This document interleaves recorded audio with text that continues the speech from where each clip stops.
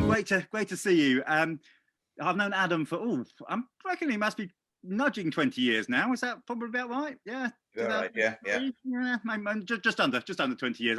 I know neither of us look look old enough to have known each other that length of time. But Adam was used to live at college, in the same college that I lived at when we studied to be vicars. Adam's still a vicar, even though I've taken a bit of a break. And Adam, do you want to tell us a little bit about yourself and how you got to where you are and what you do and all that sort of stuff? I took an unusual journey. I'm Irish. You probably guessed by the accent by this stage. But I was in Wales at the time and then went forward for ministry to college in England. And we had a Scottish tutor as well, so I had the full gambit in there. English, Irish and Scottish, all there, yeah. Yeah. When rugby happened, I was very much on my own as the only Englishman actually living on site. And then I went back to Wales for 4 years, and I've been back to Ireland now since 2009. I'm in a parish in the northwest of Ireland, in Donegal, which is the most northerly county in the south of Ireland. It's somewhat confusing between north and the south. Yeah.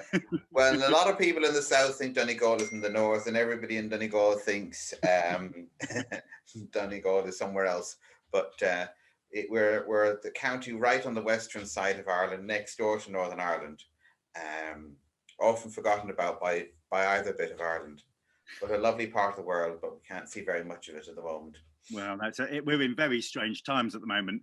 But actually, one of the things that these strange times is meaning is actually we're doing things like this. We're talking to people and learning from each other, which I think is really exciting. Actually, in one sense, COVID has made the world get that little bit smaller, really.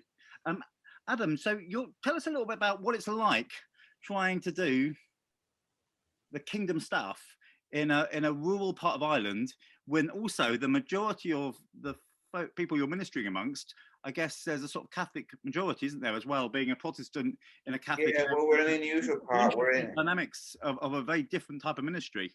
You might remember Ian Pacey said Ulster says no. Well, Northern Ireland only contains 6 out of 9 counties of Ulster. The other 3 are in the Republic, one of which is in Donegal. So we're in Northern Ireland, and traditionally we have a higher Protestant population up here, anywhere between 15 to 30 or more %. But we're still not majority. When COVID hit, the Irish government has been extremely cautious and very nervous about COVID, so has locked us down far more than the UK, and the churches have been locked down for all but about 4 months. So very early on, I decided we had to do something about this. So the young lad who went with me on a mission trip to Tanzania, he came and we started off on an iPhone outside the front of the rectory here on Mothering Sunday last year. And we've since progressed to using phones and other mics in one of our other 3 churches. And now we've moved to the church next to me. And we feel a bit like RTE, which is our version of your BBC. Oh, okay. Yeah. And we're putting the words in, and we have the songs from another vicar friend of mine. He does them, records them, and sends them across. And so on the one hand, it's been a huge challenge because I did have a nickname as a techno rector, but I didn't have all the technology. But that sounds more like the type of music you're into, and I can't really imagine you at a rave with your white gloves doing your. Well, maybe not. But we learned a lot. And the great thing about it is I'm a very visual, conceptual person. Our church is quite traditional, so we've had a prayer book and so on. But this has allowed me to use pictures and images and get videos off the internet that I can use to explain and show other concepts about God and about Bible and about Jesus that I couldn't have done without it. On a really good Sunday between our 3 churches, we might get 75, 80. We're now getting about that number by 1 o'clock. Our service goes out at midday. And by midweek, we've got anywhere between 200 and 300 people who've looked in on our service. We have a lot of Roman Catholic people who look in, who probably, because of historical reasons, wouldn't necessarily come into the building. We've had people connecting in from the UK, Canada, Australia, the US, and as random places as Malaysia. And we've had one person who tuned in from Saudi Arabia, would you believe? Oh, wow. So it's been a huge learning curve. On one hand, a lot of people haven't been able to reach us because we have a lot of older people. But what we've done for the older people is the same service we make as a video, we're able to record an audio of it. Mm. And through a company in Eastbourne, next to Andy. Well, it's a little bit further along the coast, but I'm very connected with Eastbourne. So yeah, we are able to put that service up on a telephone line, and the older people are able to ring in and listen in. So it's interesting, actually, in the because actually one of the things that can happen with things like COVID is that some churches have gone, oh no, and gone into this sort of panic mode almost. But actually, what you've done and other places have done is they've actually seen this as an opportunity, and now actually you're reaching more people. You're being able to share stuff differently and enable people to experience different things in worship, which is exciting too. And and you're even impacting Eastbourne, which is Eastbourne and the United Arab Emirates. Yeah, so that's really exciting. And so as a because interestingly as well, one thing I was going to ask you about in pre-COVID is a really interesting parish to be is to how to minister locally in such a different area, and this is again has changed that dynamic. So how did you first start when you first became rector? Well, when I moved to this part, we have rectors, not vicars in Ireland, just a different time. Really, we have some rectors in the UK. It's it's a bit interchangeable, rectors and vicars and all that stuff. The guy before me was a real go-ahead guy, but he had a few challenges, and there's still many challenges in the parish. But I had a very good bishop as well. And the year I arrived in October, and then in December, we started what's called a year of opportunity, which is really a year of mission. And the bishop wanted each parish to have a team. So I had a team of people, which was called the ministry team, which I've renamed and repurposed as the mission and ministry team. And so we did all sorts of things like Alpha and prayer walks and other things. We kept going, and that was about 4 years ago now. So we've done a prayer course. We do things that help organize things for the children at Christmas and Easter. So we try and do stuff that is more younger friendly, more engaging, because the traditional Church of Ireland was very much out for a prayer book. You all brought your prayer book to church, you followed the prayer book from page 1 to 10, you sang your hymns, and you went home again. And that's all very nice, but especially when you reach things like COVID, unless the prayer book is internal, as in you've taken the prayers to heart and you realize who God is, it's not very helpful other than being a nice little book to look at. So what I've tried to do is help people to go a bit deeper. Some have, some haven't. But I feel I wouldn't be doing what I'm supposed to be doing if I didn't try. Yeah, my dad actually took over a church in Poole in Dorset that was a prayer book stronghold. Actually, they were very into the prayer book when they've moved on from that. But the problem is people seem to have a love of the prayer book. They seem to have a love of the King James Bible. They have a love of tradition. But the question is actually, do you actually have a love of Jesus? Actually, you can have, it's, almost it's that sort of thing. And sometimes people do. They do coexist sometimes. But actually, it's about people coming to a real and personal faith in Jesus, actually, and saying, actually, this stuff is useful, and if it blesses you, great. But actually, ultimately, it's about Jesus, isn't it? And that living faith rather than just. I think the prayer book is safer because it doesn't ask anything of you. Yeah. It doesn't ask you to believe in itself by its nature because it was never designed that way. And it doesn't stretch you as much, perhaps, as obviously a personal faith would do. Yeah, it's something you just go and say the words, and it feels comforting and it's familiar, and it's those things. But actually, the irony was that the prayer book was originally written as a really sort of controversial, powerful sort of book that got burned, and now it's become this sort of text that's quoted like Shakespeare. It's very, very odd. I used to have to do a prayer book service in my curacy church, and I always used to I always used to find it was always a bit of a challenge to get your mouth around some of the phrases, like, was it full, perfect, and sufficient sacrifice, oblation, and satisfaction for the sins of the whole world? And by the end of that sentence, I was almost out of breath. But so you're very much got the idea of being a local minister, but then you're also involved in the national church in Ireland as well. Do you want to tell us a bit about your local and your national? Well, I mean, at local level, I'm a chaplain to the local convalescent hospital, which has been under threat of closure by the Irish government. They want to put them all into mega big hospitals, which happened in your country and didn't work, and it's not going to work in this country either. Yeah. So I was on a campaign with the local Catholic curate who was heading it up, but we went on marches and we went to visit the Dáil, which is our House of Commons, to lobby our TDs, equivalent of MPs. But on a national front, I have been since my previous parish and this parish on the Church of Ireland Council Commission, and that encourages the Church of Ireland. You've been on it though, haven't you, Adam? You've been. Well, I'm getting there. Mission local and global, and for the last 9 years, I've been its chairperson.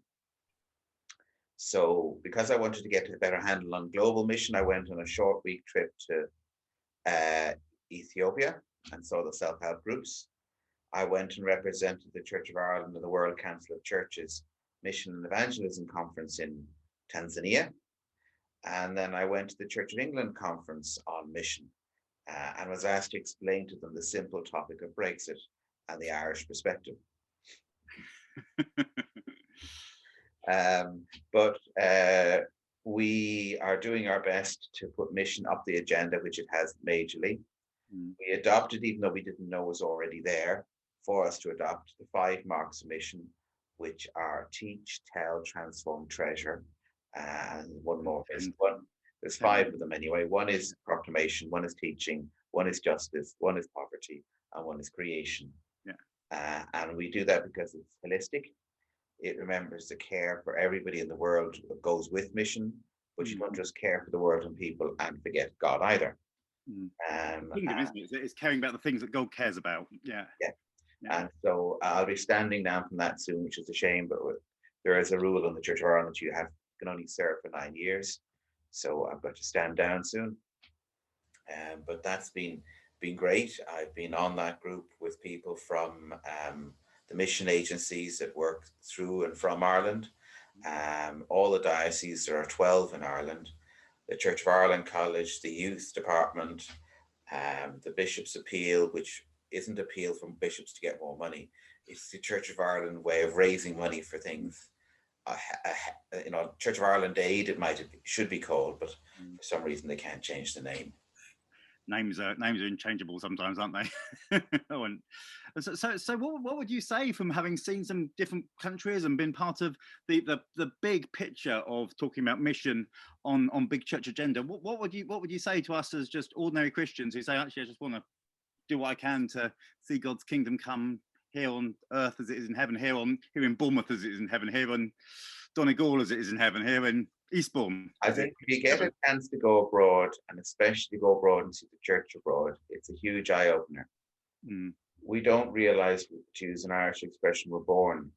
We have so many resources and finances, and even if we're a poor church, we have so much more than most African churches have, and yet what they do is amazing. Day-to-day and personal faith is amazing, and it's not oh, look at us, aren't we great? I think we can learn a huge amount from the African churches and African people, and it helps us to put our things into perspective. I mean, I'm reminded of the kid's song, "He's got the whole world in his hands." Our world is often so focused on our little bit, be it Poole or be it Donegal, we can't see beyond that. And I think when we step outside that and then come back into our own world, it puts things into a bit more perspective, and we might get a little glimpse of how God sees things. Yeah. Okay. Brilliant. Thank you. And so, if you were talking to yourself now, before you started the whole craziness of vicardom and Irish rectordom and council of missions and all that sort of stuff, what would you be something you'd say to yourself starting out, if you were able to have a conversation with your younger self? I suppose it's picking up on what a friend of mine, Jan Horsman, said when I was looking at colleges. Take the opportunities that God gives you. Yeah. Because a lot of the times the day-to-day stuff can be tough. It can even be boring towards challenging. But when God comes along with an opportunity, it's often very exciting, encouraging, and he knows you better than you know yourself. Mm. So he'll get you to do something, and you discover something about yourself and help others in the process that you never even considered in the first place. Yeah, often often it's that God has a different perspective on us and what He can do through us than we think. Really, I like that. Yeah, and as you've journeyed along, have there been any like Bible verses or scriptures that have really helped shape and fashion your thinking? Well, my spiritual director, who I haven't been in touch with for a while, had Jeremiah 29. For I know the plans I have for you, plans to prosper you and give you hope. I still hang on to that because there are times when that seems more real, and there are times when that seems less real. But God is the same yesterday, today, and tomorrow, and that means that He's still just as dependable. Yeah, We go up and down like yo-yos. Thankfully, He doesn't. yeah. No, and I was going to say, and both of us, I think, probably have had times. Adam and I have been part of a prayer triplet with this other guy, Simon, who I think is going to appear up on this channel fairly soon, or if not, he's already appeared, depending when this gets broadcast. Have been part of a prayer triplet, and I think it's probably fair to say that all of us have had times where we've been both quite doing well, and also times when it's been really quite hard and it's been quite tough. And actually, I think that is the reality of following Jesus. Sometimes, what's it says in Psalm 23, even though I walk through the valley of the shadow of death, you're with me. So there's been some times when it feels like I'm on on a mountaintop, and other times it feels like it's really hard. And I think that is sometimes the reality. I was reading a Pete Gregg book, and there's a few quotes in it, but one of them, he quotes a Russian proverb. You're on a boat and there's a storm and you're trying to get to the shore. Pray, but keep rowing. That's not a bad adage, because so often we pray and we give up, or we pray and we sort of just expect it all to be dropped in our lap. But actually, sometimes it is pray and just keep walking, pray and just keep rowing. But yeah, I think that's a lot of wisdom in that. Thank you, Adam. And have you got anything else you'd like to say as like I don't know, throw in like a really controversial phrase at the end or something? Well, I'll try just throw in the Irish. It's normally the Irish for hello, but I'll use it for a greeting. The Irish for hello is dia gwit, which is literally translated "and God be with you." That's brilliant, and that's a great word to end with. So thank you. Bless you. Welcome.